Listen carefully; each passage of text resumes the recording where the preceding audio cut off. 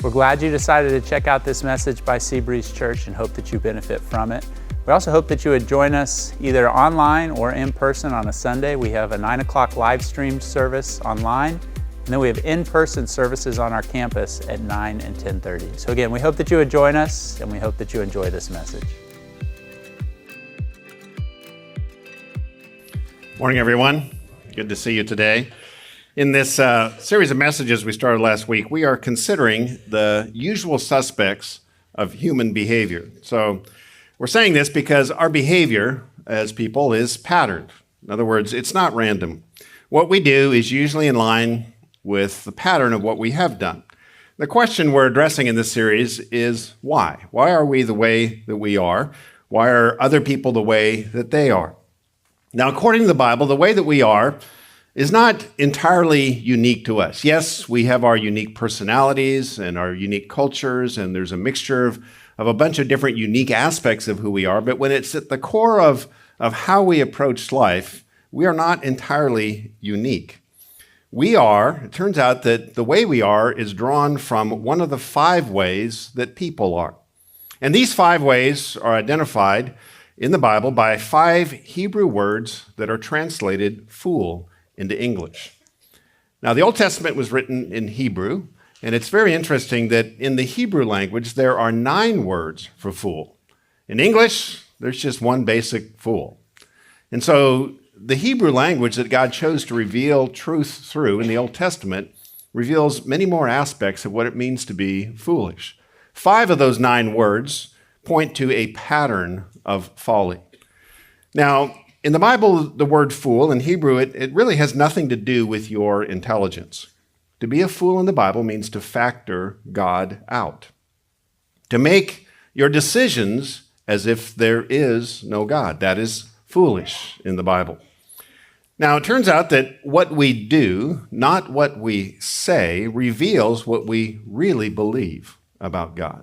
It's the decisions that we make that indicate whether God is a factor in what we do or whether God has been factored out. Now, the basic premise of the fool is summarized in Psalm 14, verse 1, and here's what it says. The fool says in his heart, there is no God. God is factored out, and then they make their decisions. And the Bible says that's a foolish approach to life because there is a God. And what he does and what he has said has the single largest impact on our lives. So it's foolish to factor God out.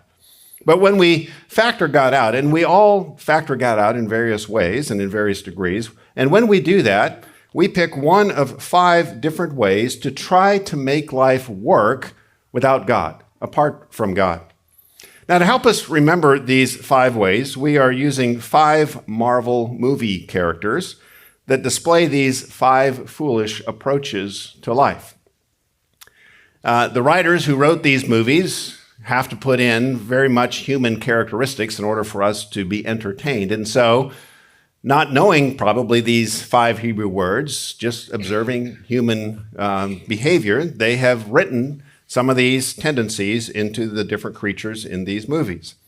Now, in the movies, these superheroes can behave foolishly, and then everything still works out. And the reason is, first of all, they have superpowers. And the second reason is they have screenwriters. Someone has written the script and they're just acting and so it all works out in the way that the screenwriter wants. We don't have either of those two. We don't have superpowers as we approach life. We don't have someone writing our future to make sure everything works out in the end. So for us to be foolish is not fun. It's not entertaining. It's devastating. Now, let me repeat something I said at the beginning of the message last week. This series of messages is for your benefit, not to be used to confront other people. So as you hear these different 5 ways, you will have people's names pop into your head. They may be sitting next to you. Don't look to them. Don't jab them. Do not send an email with this link to anyone saying this would be a good message. I thought of you when I heard this message. Don't do any of that. This is for you to use to figure out what is my way and how might I begin to change that way. Now, as it says, we just read in Psalm 14, verse 1, the fool says, in his heart. So it's the fool says in his heart that there is no God. So these foolish patterns reside in our hearts. And in the Bible, the heart is the very core of who we are. It is the decision-making center of our life. It's where we decide. And our hearts perform three vital deciding functions. Number one, it's in our hearts that we decide what we value. This is where we select our goals. Out of all the things that we can pursue in life, the heart has to decide what are the most important things that we want and rank them in order.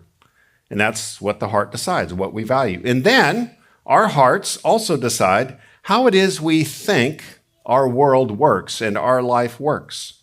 The word for that is perspective.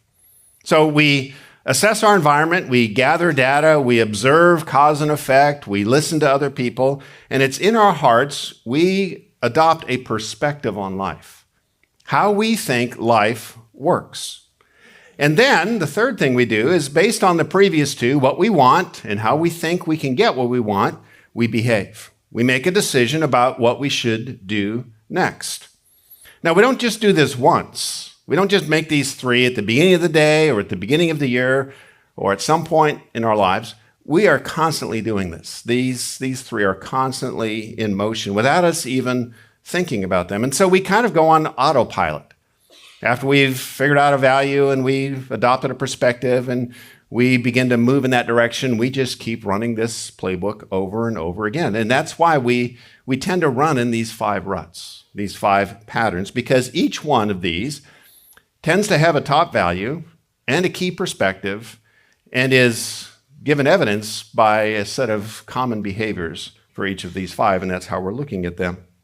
So we began last week with the easy way fool. The Hebrew word for that, again by way of review, is kasil, and it means to be swollen with false hope. The mantra of the easy way fool is, it is easier to hope that everything is going to work out than to work. So they keep hoping that life is just going to work out, even if they don't work hard. Today, we're going to turn our attention to what's known as the my way fool, the my way approach. The Hebrew word for this is avil. That's how you'd pronounce it, avil. And it simply means stubborn self-will. Stubborn self-will. The mantra for this particular approach to life is, my way is the right way. My way is the right way. Now, easy way fools that we looked at last week are overly optimistic. They just hope that everything's going to work out. The my way approach, they are overly confident. They know what needs to be done.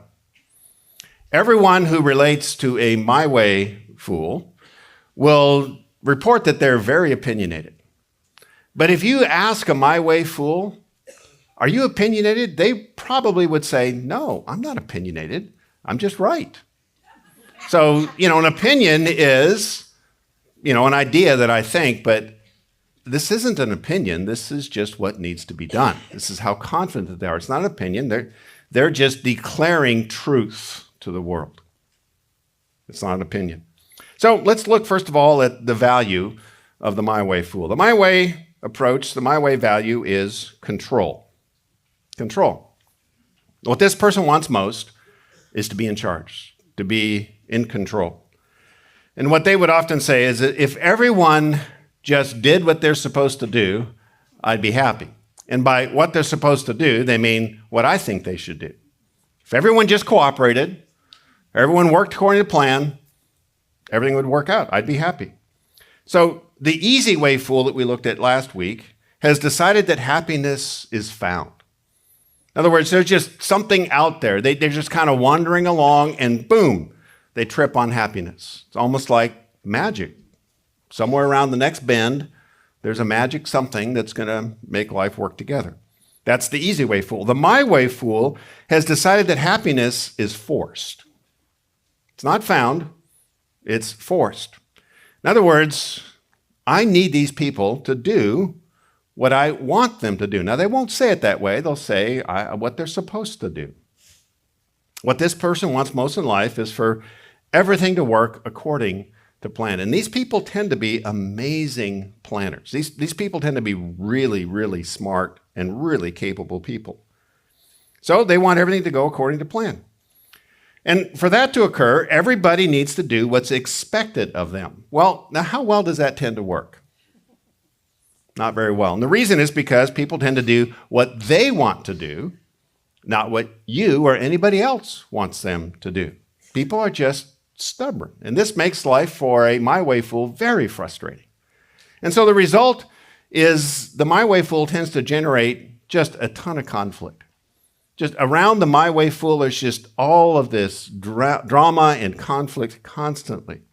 Proverbs 20 verse 3 describes the my way fool this way. It is to one's honor to avoid strife or conflict. But every fool, and it's this particular Hebrew word, every avil, is quick to quarrel. They're ready to fight for the right way. So those who live with or relate to a my way fool live with a strong sense that they will never measure up. In other words, there's just constant feeling like, I'm never going to make you happy. There's nothing that I can do. There's no amount of things that I can do that will ever satisfy you. Even if I do what you want me to do, then there's something else that I miss, and I don't do that. So they are always, the people who live with or relate to my way fools, they always feel like they're in trouble because they're always disappointing this person. Now, let me remind you, don't look to anyone next to you. Don't nudge anyone. Just look straight ahead and think about this. Now, why would someone choose this approach to life? Well, remember that the thread that's common to all 5 of these types of folly is the decision to factor God out of life. So if there is no God, now again, they may say there is a God, but when it comes to what they actually do, there's no evidence that God is factoring into their decisions. That's what this means. And the thing that's true about this world is this is a very dangerous world. Bad things happen in this world all the time. And if there is no God, which is the premise of all of the fools, if there is no God whose plan can be trusted even when things are bad, and whose power can be relied on to protect us even when things get scary, if there is no God in the middle of all the bad things that happen in this world, then someone needs to do something. Someone needs to step up and fill that role that God obviously has abandoned. Now, when it comes to our future and our safety, there is no one that we trust more than us. So what the my way fool does basically is they step into the role of being God. Now, they would never say that. They would never even think that. In their minds, they're just doing what needs to be done until God and the people in their lives start doing their jobs. I mean, if you talk to the my way fool, they will tell you they don't want to live this way. They don't want to be like this. They don't want to have all this pressure. They just feel like they have to. Why do they have to? Because clearly God's not doing his job, and you're not doing your job, and you're not doing your job, so somebody needs to show up and do their job. That's the my way approach to life. In my early 20s, I was promoted to a management position. It's the first time I'd ever been given any management responsibility over anybody else. I was young. It was a pretty small little business, but it was my first management job. And as a manager, I was told what my responsibility was, and it came with more responsibility, of course. But when I started making management decisions in line with my new promotion, my boss, the owner, would actually reverse many of those decisions. So I'd make a decision, and I would kind of tell the couple people under me, here's what we're going to do. And next day or the next week, I'd find out that they had gone to my boss, and he had said, no, you don't need to do that. Do this instead. So my new position kept on being undermined. And I learned from that experience how frustrating it is to take on a management responsibility without management power. Those two need to go together. They need to be lined up. And this is kind of what the my way person has done. They have promoted themselves. They haven't been given this promotion. They've elevated themselves to God-level management responsibility. The problem is when you elevate yourself, when you give yourself that job, you don't get the power that goes with that. You just get the responsibility. You don't get God-level power. And that is setting you up to a very, very frustrating life. The truth about us is we are managers, but we are low-level managers, not God-level managers. Now, God has given us responsibility for ourselves and our commitments. If we are parents, we have a management responsibility for a while, and then we don't have a management responsibility. If we're managers on the job, we do have some management responsibility, but it's limited. We are low-level managers. And if we look out on our world and we look on our lives, and our assessment, our perspective on life is, I don't think God's doing a good job. I don't understand why he let that happen or why he let that happen. If we don't trust in God's management, we will put ourselves in the position of trying to manage people and the outcomes without the power to do it. This is why my way fools always feel overworked. Because they are. They are overworked. They're doing way more than they should, way more than their job description from God is. But again, God isn't doing his job. People aren't doing their jobs. So they have to take up slack. Otherwise, stuff's going to fall apart. So they live stressful, very, very stressful lives because the job that they've taken on is simply too big for them. What's interesting is that in the Old Testament, this is the only kind of fool that's attached to sickness. This approach to life and all the stress it generates often leads to sickness. Now, there are many other causes of sickness, but in the Bible, this is one of the reasons people get sick. They're doing too much. Let me give you one example, one verse that ties these. Psalms 107, verse 17 says, some became fools, and it's this Hebrew word. They became eviles, my way fools, through their rebellious ways. And what happened? Suffered affliction because of their iniquities. Now, if you read on, and I would encourage you to read on the verses, it's very clear this is not talking about any kind of emotional trauma. This is talking about physical disease. You know, the medical community has long linked stress to physical ailments. The Bible knew this long, long before medical science figured it out. This person, quite accurately, will work themselves to death because the job is too big for them. So that's the my way value, is control. What about deciding function number 2, the my way perspective? The my way perspective on life is simply, I'm right. I'm right. Now, to a my way fool, there are only two kinds of ideas. There are ideas and bad ideas. Those are the only two ideas categories that exist. So Proverbs 12, verse 15 describes this perspective this way. The way of fools, eviles, again, this is the specific word, seem right to them. But the wise, the opposite of fool, they listen to advice. They're not so sure that they're right. But a my way fool, no doubt. They know exactly what needs to be done. Now, it sounds arrogant when you read it. You know, the way that they think it should be seems right to them.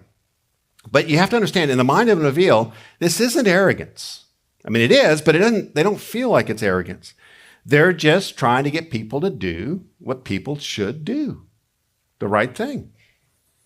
They're convinced that they're doing what is best for everyone involved by giving clear instructions. Their cause in their minds is just because, again, it's not an opinion, it's the truth. It's just because it's the right thing to do.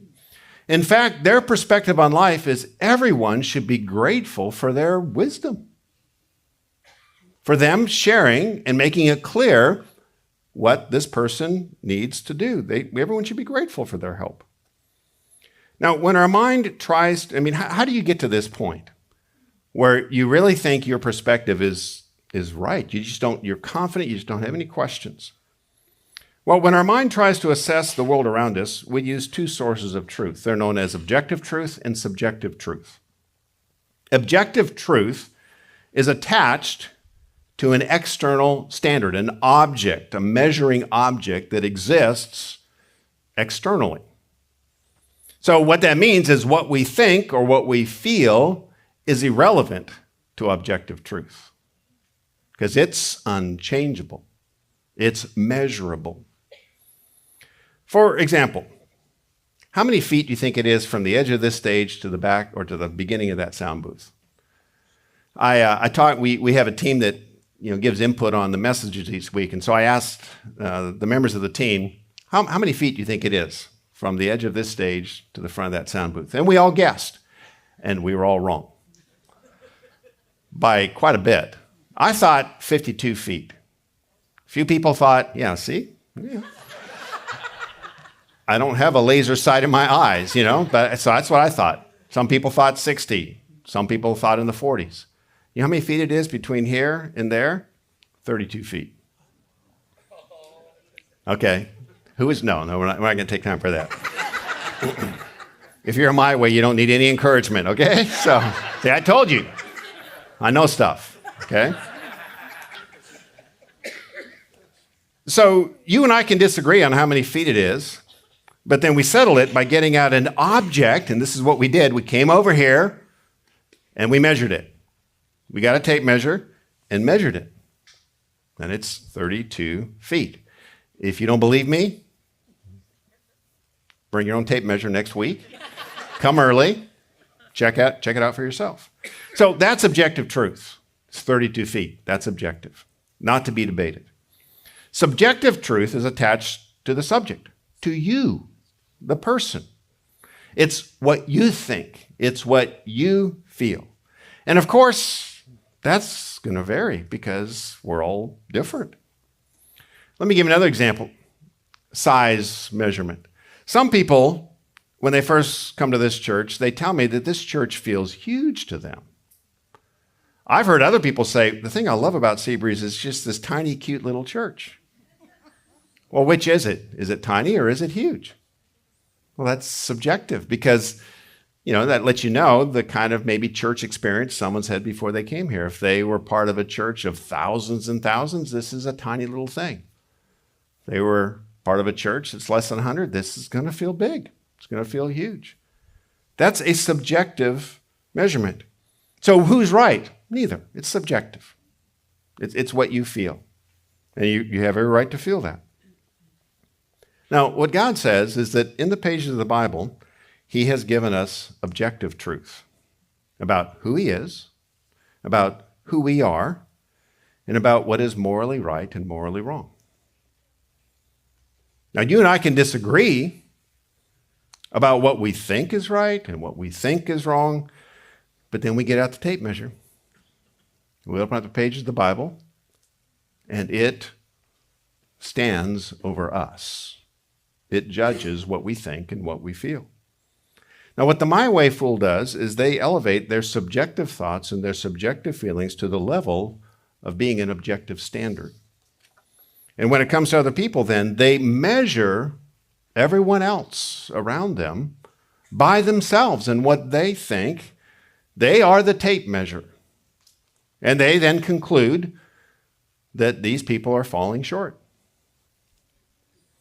They have foolishly left God out as the objective standard that defines what is true and what is false, again, because there is no God in their way of thinking. And how do people respond to being measured by others?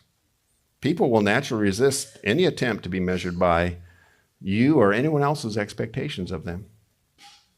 Because people know instinctively that you are not God, even if you're delusional about that. They know, even if you don't. The wise, that's the opposite of the fool in this verse, they take the opposite approach from the My Way fools. And what do? They seek advice. Yes, I think this, and I think this is right, and I think this is true, but I'm not sure. Because I'm just a person. I can get it wrong. So I'm going to read Scripture, and I'm going to talk to other people who have some experience on how to interpret Scripture, and I'm going to check to make. I'm not just going to go with 52 feet. I'm going to get the tape measure out and realize, oh, I'm glad I got that advice before I just said 52 feet. They get advice. They know that they're not the standard, so they look outside of themselves. I think the Marvel character that embodies the My Way approach to life most is Iron Man. He is full of self-confidence. And in the movies, it's really hilarious. I don't think anyone would want to live with this guy. And actually, in the movies, nobody really can. Because it's very irritating. But he's full of self-confidence.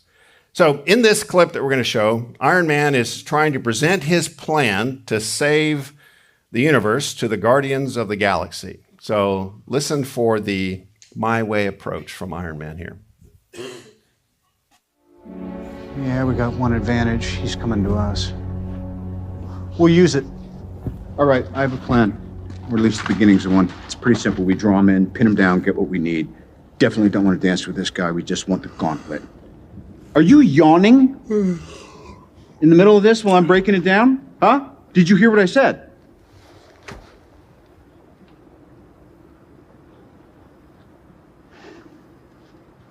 All right, just get over here, please. Mr. Lord, can you get your folks to circle up? Mr. Lord. Star-Lord is fine. We gotta coalesce. Because if all we come at him with is a plucky attitude... Dude, don't call us plucky. We don't know what it means. All right, we're optimistic, yes. I like your plan, except it sucks, so let me do the plan, and that way it might be really good. Tell them about the dance-off to save the universe. What dance-off? It's not. Like in Footloose, the movie? Exactly like Footloose. Is it still the greatest movie in history? It never was.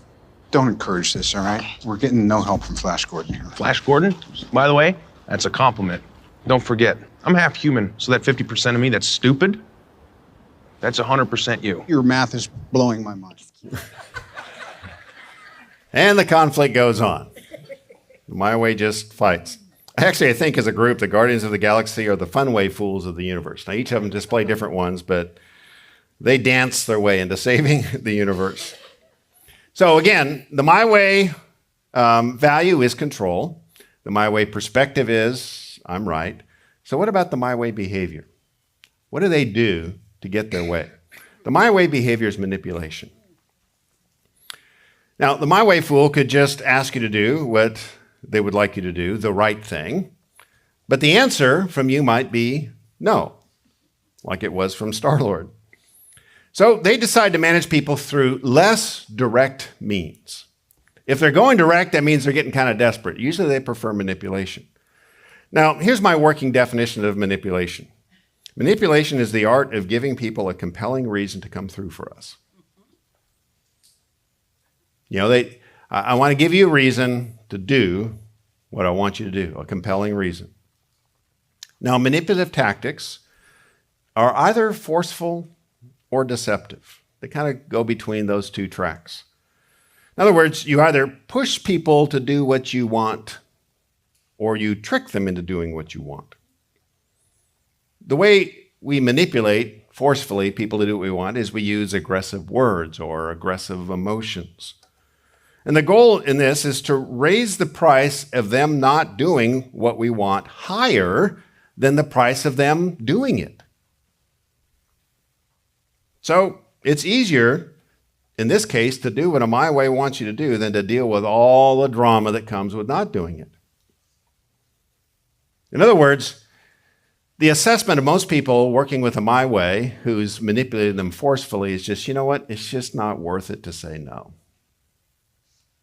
The common word or thought in response to a My Way who's being forcefully manipulative is whatever. Whatever. Which is just a way of saying, okay, you're right. It's not worth it to push back. It's not worth it to say no. So for the sake of peace, for the sake of me getting on with the rest of my day, it's just easier for me to do this thing you want me to do than to deal with all of the punishment and the drama that I'm going to have to go through. So whatever, I'll do it. The other stream of manipulation is deception. Rather than bully people into getting our way, we manipulate the facts. We trick them. We edit out the facts that would damage our agenda, or we overstate the terrible things that might happen if people don't do what we want. Sometimes the deception is emotional more than it is data related or fact related. One of the key manipulative strategies is just being passive aggressive. Our words say one thing, but our emotions and our behaviors say the opposite. And the goal of a passive aggressive behavior is to keep people unsure about what is going on here. Am I in trouble? Am I not in trouble? Are you upset? Are you not upset? And what it does is, as you pummel people with passive aggressive behavior, it makes the person you're trying to manipulate, eventually get to the point it's like, what? What do you want me to do? Exactly. Now we're on the same page. That's what I was trying to get out of you. You get finally to the point where you're willing to do what I want you to do. They'll often say, just tell me what you want. Now, the problem with manipulation is that it uses people. It doesn't love people. And in time, people get real tired of being used. We were created to be loved, not to be used. We are people made in the image of God, loved by Him. And if people use us as chess pieces on their board game, that burns. Proverbs 27:3 describes the effect of relating to this kind of fool. It says, stone is heavy and sand a burden. But the provocation of a fool, it's this kind of fool, of an avil, is heavier than both, than sand and a stone. Have you ever carried a big bag of sand, for very far, maybe from the car to the back of the house? How about a big stone? If you got a 50-pound bag of sand or a 70-pound bag of sand or gravel or something, you're carrying it, what's your main thought? How far do I have to carry this thing? How long do I have to do this? When can I drop this? When can I set this down? Those who are relating to a my way, that's what this is saying. Those who are relating to a my way, over time, they ask the same question. How long am I going to have to put up with this? The main goal of someone relating over time, especially if they're living with a my way, is I got to get away from this. I got to get out of here. And this is why my ways usually end up being pretty alone in life, and especially near the end of their life when they have little left to offer. At that point, they've pretty much run through all the people that ever cared about them. They've used them. And now they're not in a position where they have much to offer, and therefore they have few meaningful relationships, and they end up feeling empty. It's pretty common for an easy way to marry a my way. I don't have data on this, but just in my own experience, I think this is the most common marriage. The reason is an easy way is drawn to a my way. Why is an easy way drawn to a my way? Because my ways, as I said, they're high capacity people. They are get it done kind of people. They get a lot done. And that works for the easy way because it leaves them with what? Less to do. So to an easy way, it's like, that looks like a deal to me. You want to run the universe? I want to lay around? I think we can work together on that. So life is easier from a work standpoint when you've got a my way running the show. So then why, on the converse side, why would a my way want to marry an easy way? Because they are easier to control. Two my ways get married, oh man, sparks. And they're easy to control. They don't want to work that hard in the first place, so they respond to a my way with what? Whatever. Just, can I watch the game? I'll do it. Whatever. But the problem is that this pattern builds resentment in the marriage for both sides. Over time, the easy way, even though they don't want to work that hard, they really resent being controlled because they're people made in the image of God. They're not minions. They're not pawns. And the resentment just builds in their heart. And the my way builds resentment too. What do they resent? They resent doing most of the work in the marriage. And that just, even though they want to run it the way they want to run it, they resent the easy way not doing their part. Now, the my way approach to life actually has its own fight song that advocates for this tactic. And you know the title of it, right? My Way, by Frank Sinatra, you know? And I don't know if you know the history of this song, but when Frank Sinatra announced his retirement in 1969, his good friend Paul Anka decided to write a farewell song for him, and this is the song. Anka wrote My Way because he knew him, and Sinatra agreed that this perfectly summed up his life. And it turns out the song was such a big hit that Sinatra didn't retire. He went on to sing for another 25 years. So you can look at all of the words. You know, I'm not going to sing it, okay? You can in your head, but I'm not going to sing it. But let me just show you a few words from verse 2 and then the final verse. So here's verse 2. It says, regrets, I've had a few, but then again, too few to mention. I did what I had to do. This is what a my way thinks. It just has to be done. And I saw it through without exception. I planned each charted course, exactly what my ways do.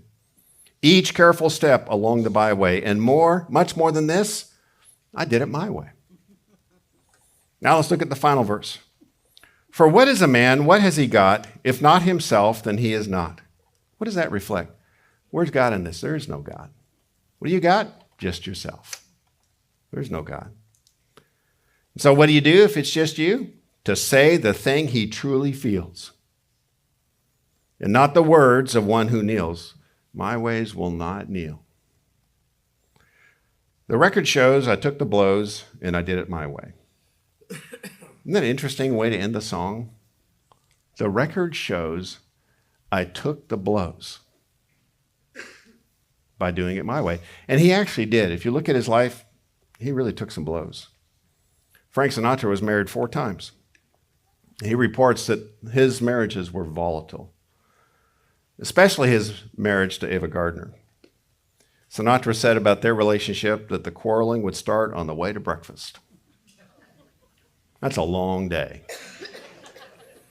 He actually got to the point where he admitted that he contemplated suicide just to get out of this. So what can a my way fool do to change? Let me give you 2 words. Listen and pray. Listen and pray.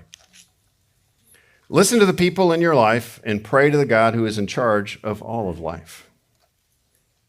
2 verses that I would suggest that you learn and even memorize and use these 2. On the listening front, James 1:19-20 says, my dear brothers and sisters, take note of this. Everyone should be quick to listen, slow to speak, slow to become angry, because human anger does not produce the righteousness that God desires. If you struggle with the my way approach to life, you are a terrible listener.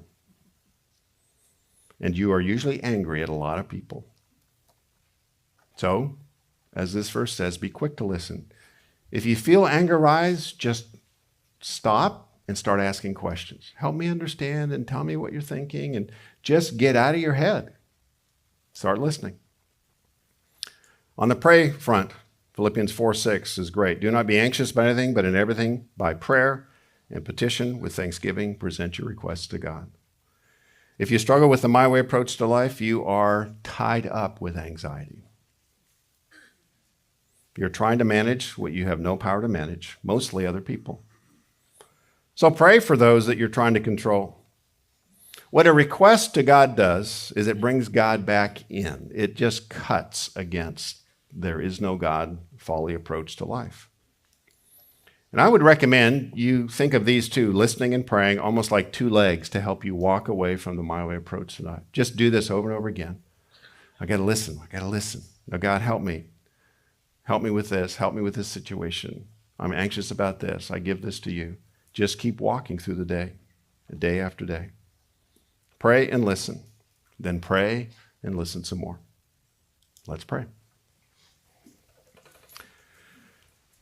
Father, it's amazing how accurate your word is to describe who we are, to describe what we experience.